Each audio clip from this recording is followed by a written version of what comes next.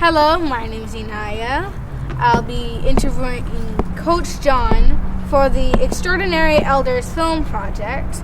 So the first question is, what's your name, where are you from, and tell me something about yourself that you would like the youth to know. My name is John Wilkerson, born and raised in San Antonio, Texas. I've been in Houston for about 45 years. But the thing I want people to know, I love kids and I love working with kids. That's the biggest joy of my life when I get to work with kids and help them develop. Who are your parents? My parents were great parents. I stayed with my mother and father in San Antonio. That's where I was born and raised. I went into the Army. It was the best thing ever happened to me. It helped me mature. It helped me find out what I wanted to do in my life. And I just enjoyed being in the service. I was in Germany for about 3 years, and I learned a lot about Germany and other parts of the world. How did you get into tennis, and why do you love the sport so much? Okay, getting into tennis, at first I did not want to play tennis. I thought tennis was for girls. I played baseball, and I was pretty good at baseball, and my brothers would play every week. And when I came up, I beat all of them. I never played before. Then they told me, you ought to go out for the team. I went out for the team. I beat everybody on the team and the coach. I won the district and state my first year ever playing tennis. So I was hooked. I really loved it. And look, here's a baseball bat. I could hit a baseball.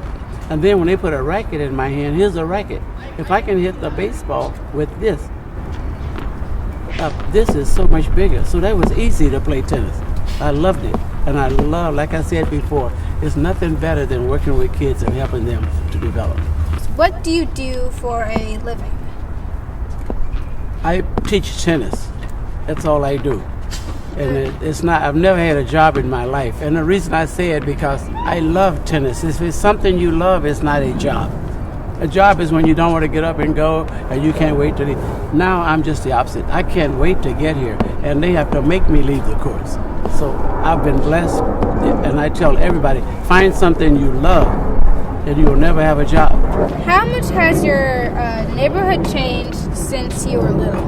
The neighborhood is basically the same. I've moved to different places to find out where I love to be and things I want to do. How did you feel when Trump was elected?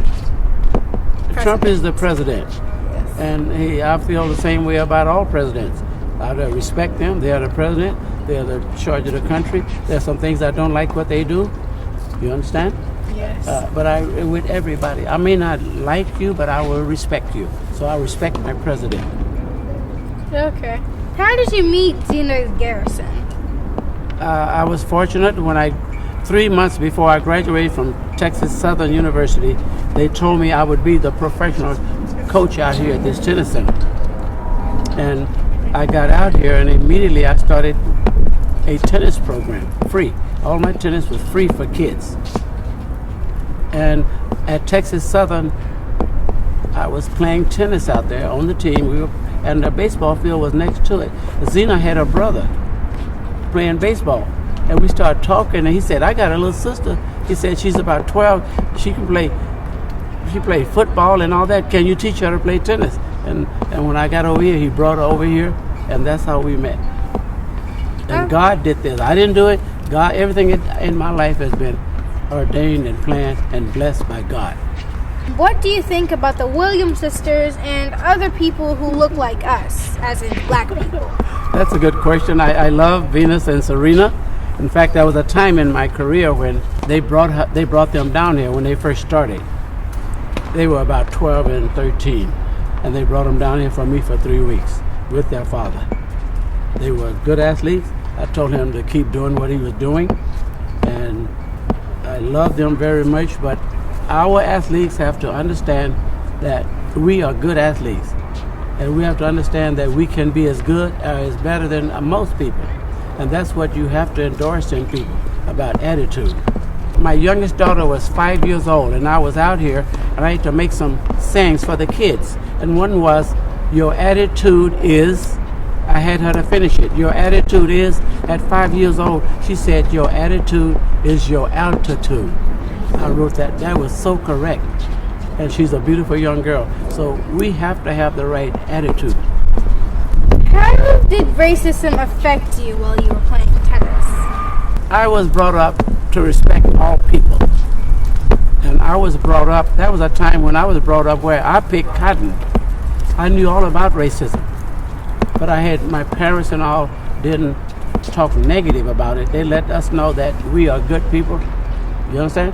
And I do know this. You respect people.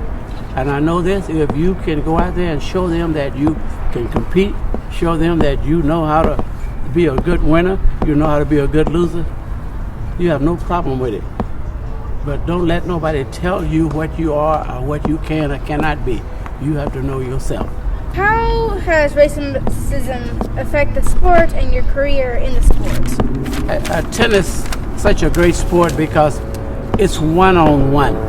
Other sports, you have 5 or 6 people, or maybe 12, 11, and if you lose, you can say they didn't give me the ball, or they didn't let me have the ball, they didn't let me in the game. Tennis, when you start, you are one-on-one. You learn about winning. You learn how to deal with it. You learn how to control your attitude. And one of the things I say with kids, it's not if you win, it's not if you lose. What did you learn? What would you like to tell me and other young people today? I like to tell young people to first learn to respect people. Have a good attitude. Find out what you want to be in life. Love people. Show love. Give love. Be happy. That's what I like to tell young people. What is a question you would like someone to ask but never did? People ask me a lot of questions. I would like for other coaches, because I'm so experienced and got older, I would like for other coaches to ask me more about how did I get success? What did I do to help kids grow? A lot of coaches don't learn from other coaches, especially if somebody got experience. Please tell me about your family. I have 2 daughters, and I have 3 grandkids, 2 girls, 2 grandgirls, and a son. And they are beautiful people. I love them, and I got a beautiful family. Okay, what's your favorite color and food? My favorite, what? Favorite color and food. I don't have a favorite color. I love all colors. I don't have a favorite. And food, I'm a vegan, and I like vegan food. I don't eat meat, and I don't drink milk. What else do you do for fun? Coaching is what I do, and that's a lot of fun. And I come out here in the morning at 8, and I go back about 8 at night. That's all the fun I need right now. What do you think about traveling? I traveled a lot when I was coaching all over the world, and I hated flying, but I didn't mind flying once I got on the airplane. But if I, like today, if I had to fly tomorrow, I'd be worried, should I fly or this? But once I got on the airplane, I was okay. And one thing I've learned in my life is that I don't worry about anything ever again, because God is on my side. And any situation I get in, no matter how bad it look, I know that God put me there, and it's all a positive reason. As a girl and being of African descent, can sports be unfair to me? In our society, there's always been a double standard, because in church they tell you God made man first, and then he made the woman out the man's rib. And we are much strict with girls than boys. So that's not, the tennis has nothing to do with it, race has nothing to do with it, how your parents, how they raise you. You know what I'm saying? But we should be very, very fair with both the girls and boys. And sometimes we do not. And the girls, sometimes they don't get a fair treatment, so they're tougher. They can deal with it. But it shouldn't be that way. Those are all the questions, and thank you for letting us have your time. I thank you very much. And see you guys later. 1, 2, 1, 2. Outstanding, outstanding, outstanding. That's good. That's very good. Something. You count. Now you count for me. 1, 2. No. 1, 2. 1, 2. Attitudes will tell me a lot about people. I can tell what you can do. You have a great attitude. So get under it. 2. Very good, very good. That attitude is what? What did my daughter say? Your attitude is your altitude. Altitude. That means how far you can go. Do one more of those. 1, 2, 1.